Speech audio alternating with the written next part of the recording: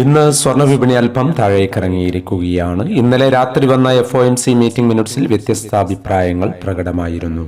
ഭൗമരാഷ്ട്രീയ രംഗത്ത് പുടിന്റെ വസതി ആക്രമിക്കാൻ യുക്രൈൻ ശ്രമിച്ചുവെന്ന് റഷ്യ ആരോപിക്കുകയും പ്രതികാരം ചെയ്യുമെന്ന് പ്രതിജ്ഞയെടുക്കുകയും ചെയ്തത് സമാധാന കരാർ സാധ്യതകൾക്ക് മങ്ങലേൽപ്പിക്കുന്നതായിരുന്നു. അതിനു പുറമെ വെനിൻസുല തുറമുഖത്ത് അമേരിക്ക നടത്തിയ ആക്രമണവും വിപണിയുടെ കാര്യമായ ഇറക്കത്തെ പ്രതിരോധിക്കുകയും ചെയ്തു.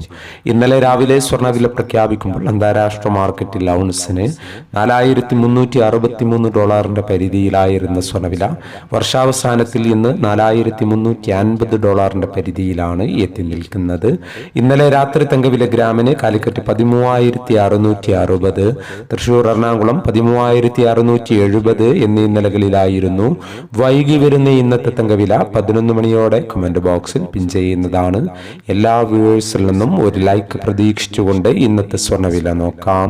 ഇന്ന് പവന് 240 രൂപ കുറഞ്ഞു. ഇന്ന് 31/12/2025.